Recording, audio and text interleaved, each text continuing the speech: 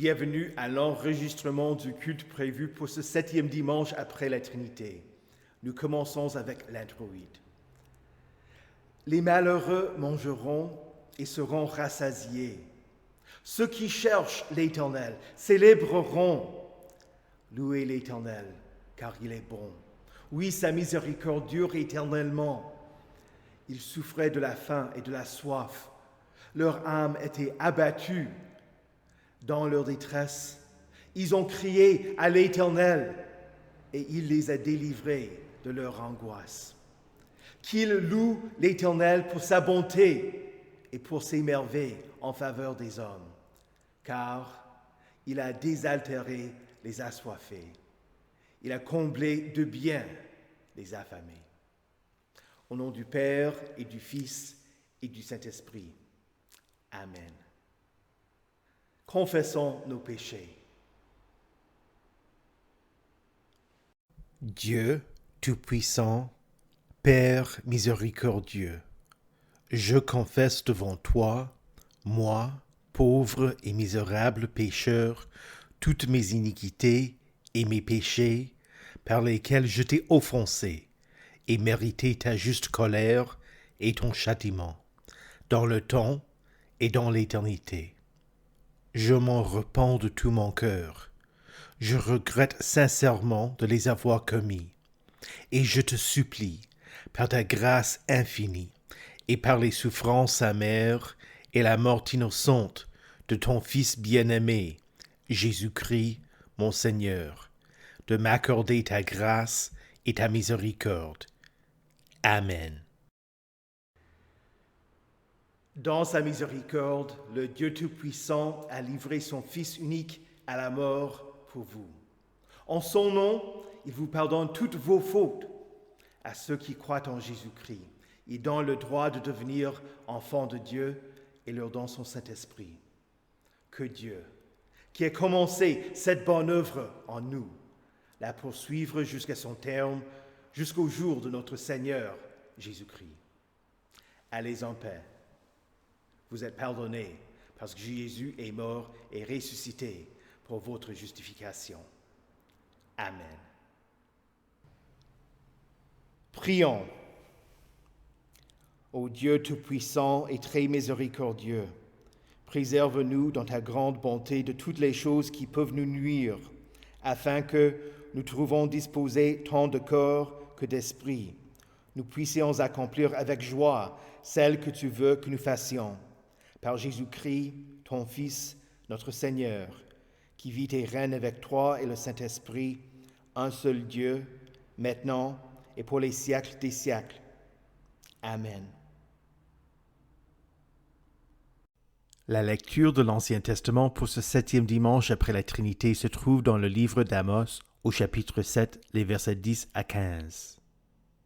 Alors Amathia, prêtre de Béthel, fit dire à Jéroboam, le roi d'Israël: Amos conspire contre toi au milieu de la communauté d'Israël. Le pays ne peut pas supporter toutes ces paroles. En effet, voici ce que dit Amos. Jéroboam mourra par l'épée et Israël sera exilé loin de son pays. Et Amathia dit à Amos: Visionnaire, va-t'en, fuis dans le pays de Juda, mange ton pain, et là tu prophétiseras. Mais ne continue pas à prophétiser à Béthel, car c'est un sanctuaire du roi, c'est une maison royale. Amos répondit à Amathia: Je ne suis pas prophète, ni fils de prophète, mais je suis berger, et je cultive des sycomores.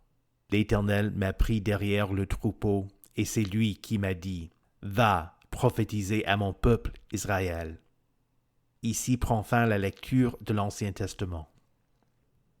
L'épître du jour se trouve dans la lettre de Saint Paul aux Éphésiens, le chapitre 1, les versets 3 à 14. Béni soit le Dieu et Père de notre Seigneur Jésus-Christ, qui nous a bénis de toute bénédiction spirituelle dans les lieux célestes en Christ. En lui, Dieu nous a choisis avant la création du monde pour que nous soyons saints et sans défaut devant lui. Dans son amour, il nous a prédestinés à être ses enfants adoptifs par Jésus-Christ. C'est ce qu'il a voulu dans sa bienveillance, pour que nous célébrions la gloire de sa grâce dont il nous a comblés dans le bien-aimé. En lui, par son sang, nous sommes rachetés, pardonnés de nos fautes, conformément à la richesse de sa grâce. Dieu nous l'a accordé avec abondance, en toute sagesse et intelligence.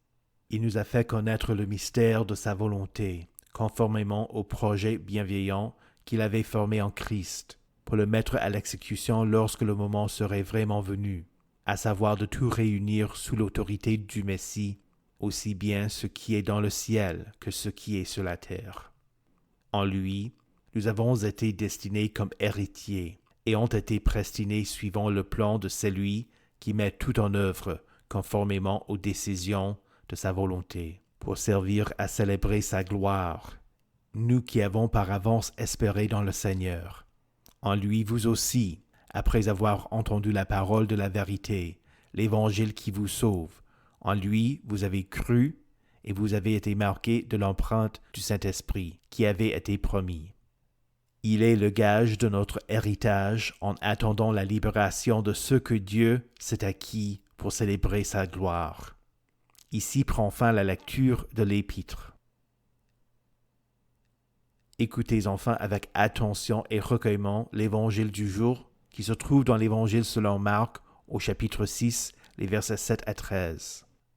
Alors il appela les 12 et commença à les envoyer deux à deux, et il leur donna autorité sur les esprits impurs. Il leur recommanda de ne rien prendre pour le voyage, sauf un bâton, de n'avoir ni pain, ni sac, ni argent dans la ceinture, de chausser des sandales et de ne pas mettre de chemise. Puis il leur dit, « Si quelque part vous entrez dans une maison, restez-y jusqu'à votre départ. Et si, dans un village, les gens ne vous accueillent pas et ne vous écoutent pas, retirez-vous de là et secouez la poussière de vos pieds en témoignage contre eux. Je vous le dis en vérité, le jour du jugement, Sodome et Gomorrhe seront traités moins sévèrement que cette ville-là. » Ils partirent et prêchèrent en appelant chacun à changer d'attitude. Ils chassaient beaucoup de démons, appliquaient de l'huile à beaucoup de malades et les guérissaient. Ici prend fin la lecture de l'Évangile. Heureux ceux qui écoutent la parole de Dieu et qui la gardent. Confessons notre foi. Je crois en Dieu, le Père Tout-Puissant, Créateur du ciel et de la terre. Je crois en Jésus-Christ, son Fils unique, notre Seigneur, qui a été conçu du Saint-Esprit et qui est né de la Vierge Marie. Il a souffert sous Ponce Pilate, il a été crucifié, il est mort, il a été enseveli, il est descendu aux enfers. Le troisième jour, il est ressuscité des morts, il est monté au ciel, il siège à la droite de Dieu, le Père Tout-Puissant, et il viendra de là pour juger les vivants et les morts. Je crois au Saint-Esprit, la Sainte Église universelle, la communion des saints, la rémission des péchés, la résurrection de la chair et la vie éternelle. Amen.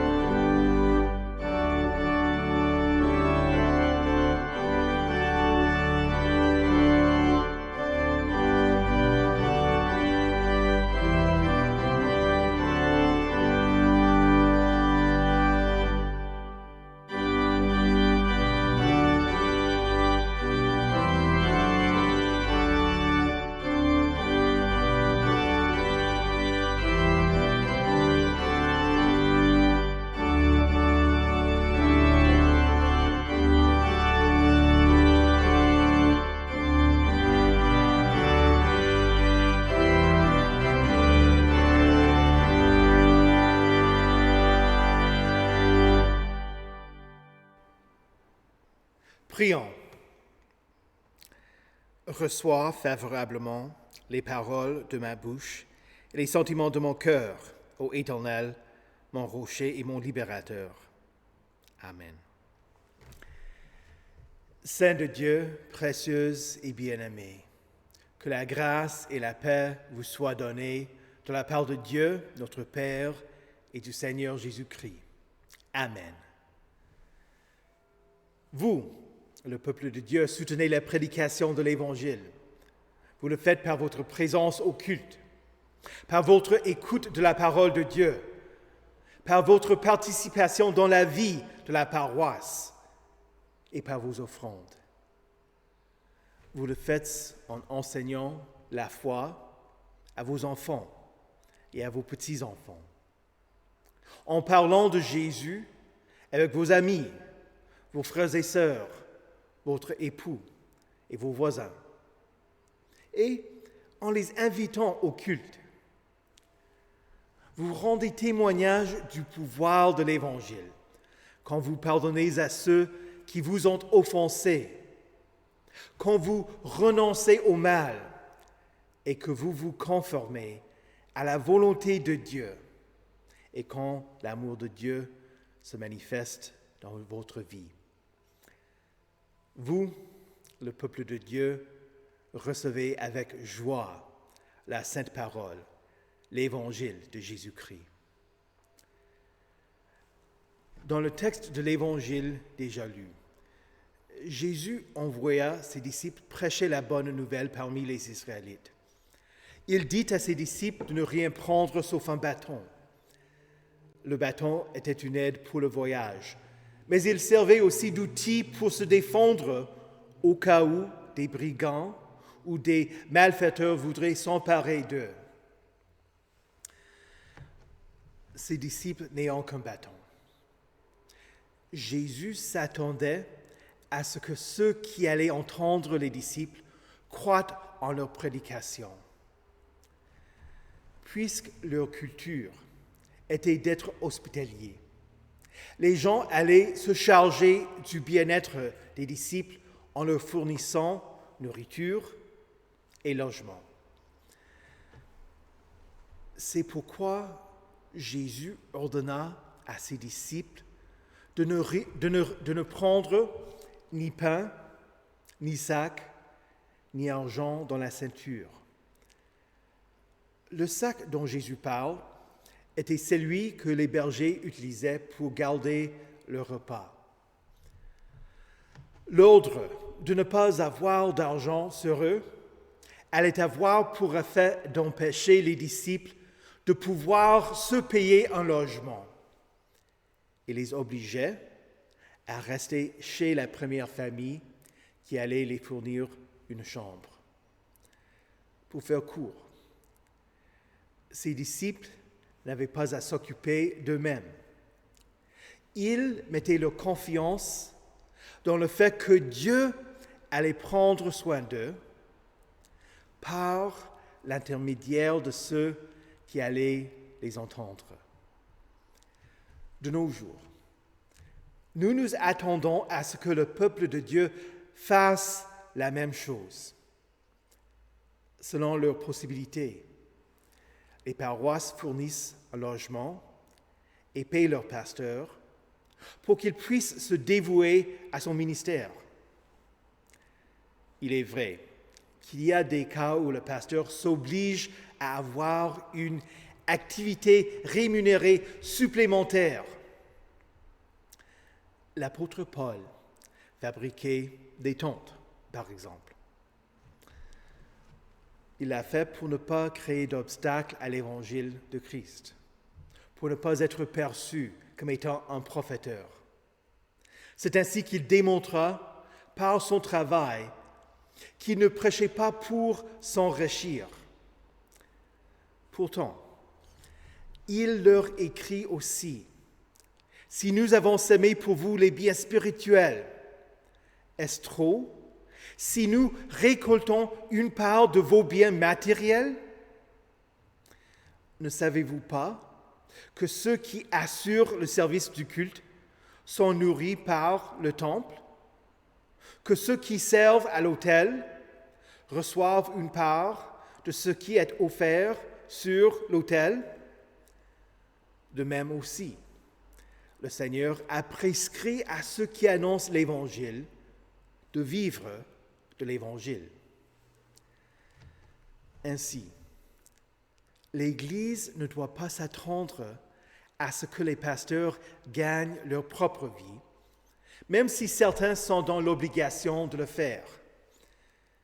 De même, les pasteurs doivent rendre service à tous et ne pas être attirés par le gain. Jésus dit à ses disciples de chausser des sandales et de ne pas mettre 2 chemises. Saint Jean-Baptiste, lui aussi, prêcha que celui qui a 2 chemises partage avec celui qui n'en a pas. Il semble que porter 2 chemises était l'indication que l'on était une personne distinguée ou noble. Mais les disciples ne voulaient pas sembler vouloir dire que l'Évangile était réservé aux personnes riches et importantes. C'est pourquoi Jésus dit à ses disciples, « Si quelqu'un vous accueille dans une maison, restez-y jusqu'à votre départ. » Les disciples n'étaient pas des mendiants itinérants, mais les ambassadeurs qui inauguraient le règne de Dieu. Jésus les empêcha d'être à la recherche du confort d'un meilleur logement, voulant qu'ils ne privilégient pas les membres de la communauté qui pourraient être plus généreux. Même si c'étaient les personnes les plus pauvres qui les accueillaient chez eux, ils étaient censés être satisfaits de l'hospitalité et de la générosité de leurs hôtes. Permettez-moi une petite parenthèse. Il faut dire que je suis reconnaissant et que je rends grâce à Dieu pour votre générosité, peu importe ce que vous êtes capable de donner. Parce que votre soutien de nos paroisses me permet d'exercer mon ministère parmi vous. Si le peuple de Dieu se charge du bien-être de ses pasteurs, les pasteurs peuvent exercer le ministère de Seelsorger, de soignant des âmes. Les pasteurs étudient la parole, la prêchent et l'enseignent. Ils écrivent des méditations et entreprennent des activités missionnaires. Ils prient pour leurs rois et les autres. Ils rendent visite aux malades et aux infirmes. Et par la suite, ceux qui croient veulent que d'autres l'entendent aussi. Tout au début du sermon, j'ai dit que vous, le peuple de Dieu, soutenez la prédication de l'Évangile. La chose la plus importante est l'écoute de la parole, la foi en Jésus-Christ, le fait que vous vous repentiez de vos péchés et vouliez vivre chrétiennement, et votre certitude que Jésus vous pardonne toutes vos fautes parce qu'il les a expiées par sa mort innocente et sa résurrection victorieuse. Mais certains rejettent la parole de Dieu. Jésus dit à ses disciples, « Si, dans une ville, les gens ne vous accueillent pas et ne vous écoutent pas, retirez-vous de là et secouez la poussière de vos pieds en témoignage contre eux. Je vous le dis en vérité, le jour du jugement, Sodome et Gomorrhe seront traités moins sévèrement que cette ville-là. » Nous en trouvons un exemple dans le livre des Actes des Apôtres au chapitre 13. Paul et Barnabas arrivèrent à Antioche de Pisidie. Les gens de la synagogue les accueillirent et les invitèrent à prêcher le jour même, puisque c'était le jour du sabbat.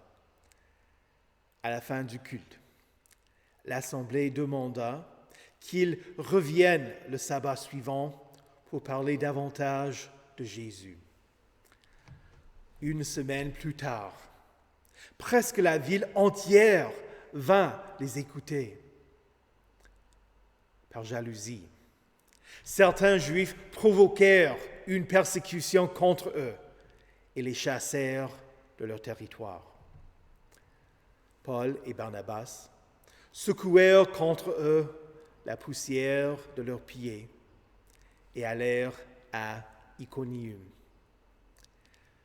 Secouer la poussière des pieds n'était pas une malédiction, mais plutôt un avertissement en ce qui concerne la destruction de Sodome et de Gomorrhe. Nous lisons que les gens de Sodome étaient méchants et de grands pécheurs contre l'Éternel.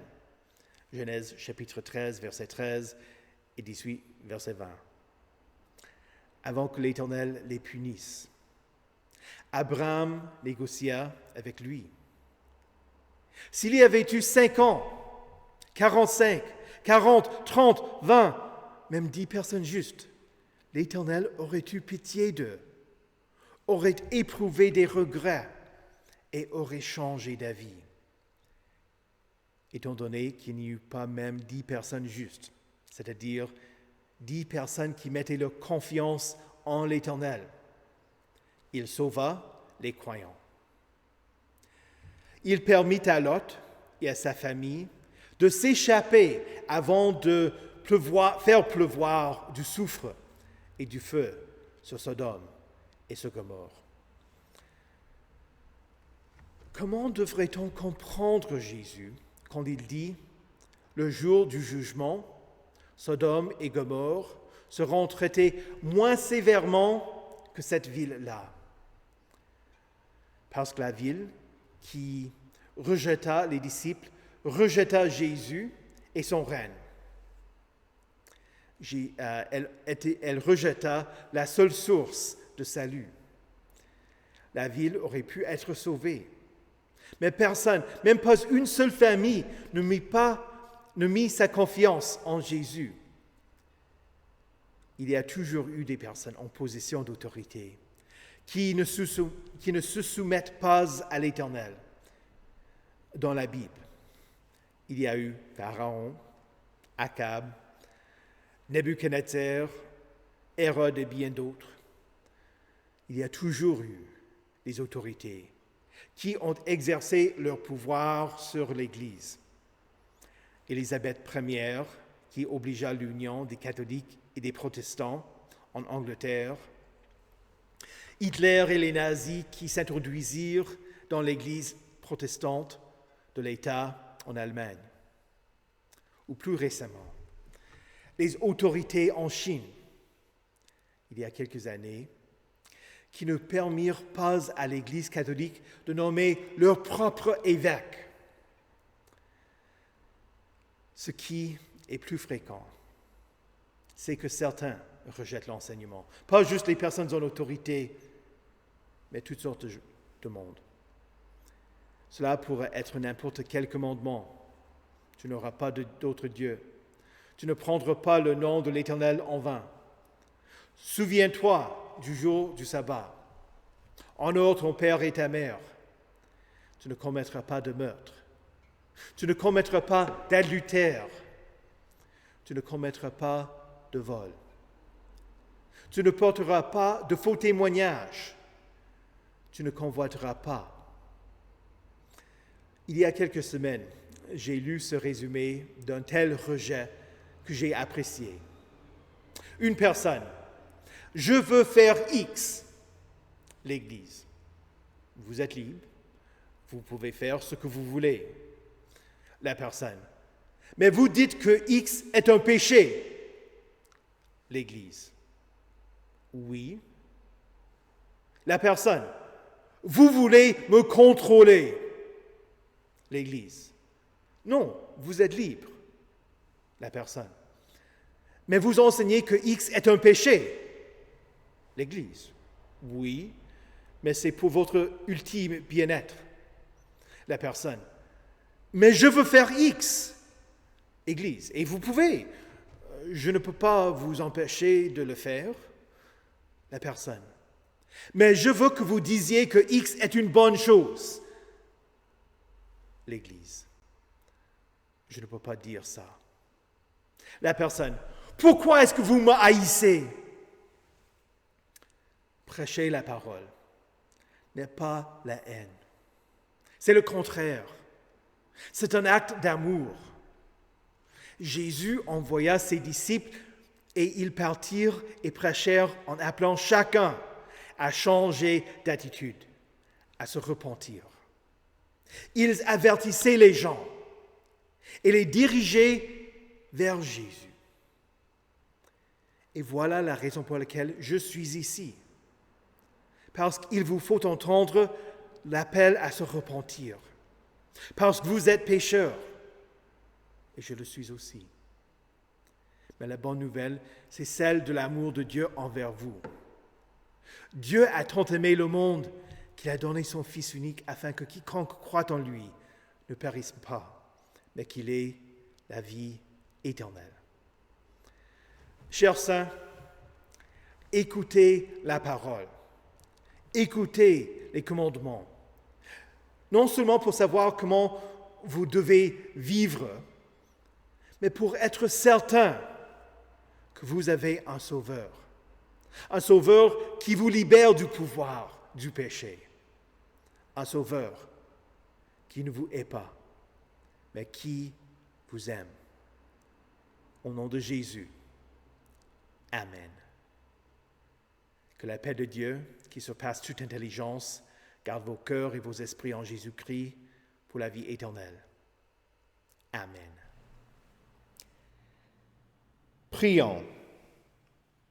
Ô Dieu, notre Créateur, tu as créé Adam et Ève dans le jardin et as fait d'eux une seule chair.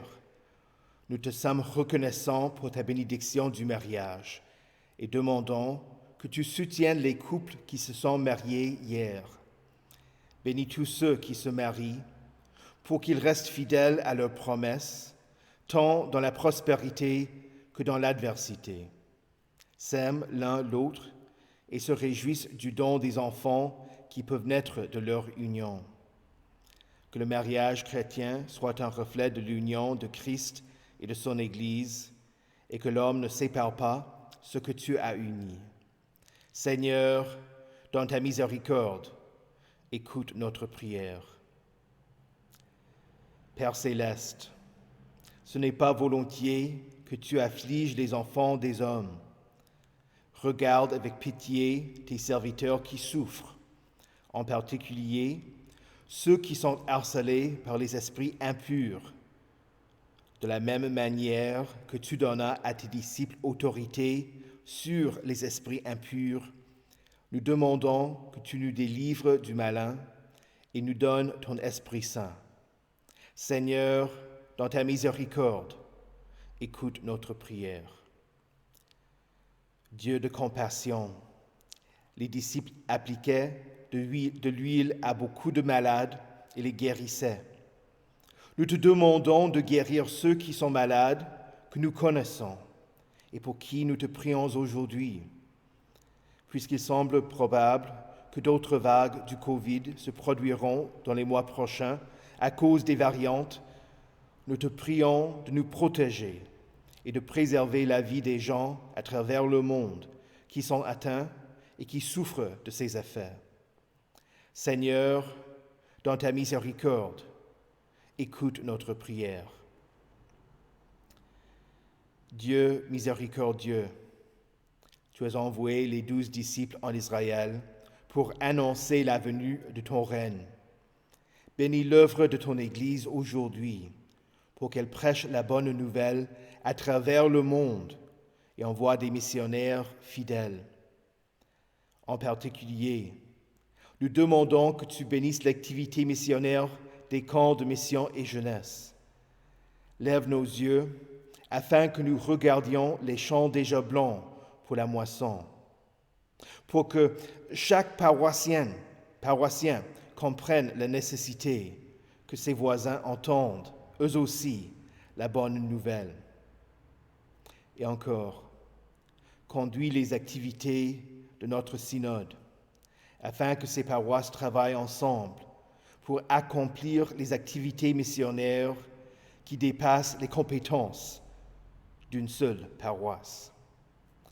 Seigneur, dans ta miséricorde, écoute notre prière.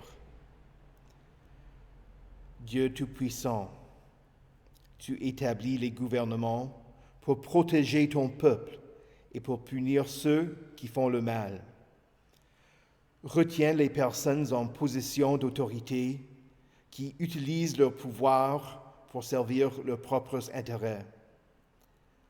Nous prions pour les nations où il y a des troubles civils, en Afrique du Sud, à Cuba, en Haïti où il semble qu'ont débuté des troubles depuis le meurtre de son président, ainsi qu'ici et ailleurs où certains se révoltent parce qu'ils souffrent à cause de mesures sanitaires introduites pour limiter la transmission du Covid. Conduis le gouvernement de la France pour qu'il vote et fasse appliquer des lois de manière juste. Seigneur, dans ta miséricorde, écoute notre prière. Seigneur, conduis-nous à ton royaume et enseigne-nous à prier. Notre Père, qui es aux cieux, que ton nom soit sanctifié, que ton règne vienne, que ta volonté soit faite sur la terre comme au ciel. Donne-nous aujourd'hui notre pain de ce jour. Pardonne-nous nos offenses, comme nous pardonnons aussi à ceux qui nous ont offensés. Et ne nous laisse pas entrer en tentation, mais délivre-nous du mal. Car c'est à toi qu'appartiennent le règne, la puissance et la gloire, au siècle des siècles. Amen. Recevez la bénédiction de l'Éternel. Que le Seigneur vous bénisse et vous garde. Que le Seigneur fasse luire sa face sur vous et qu'il vous accorde sa grâce. Que le Seigneur tourne son visage vers vous et vous donne sa paix. Amen.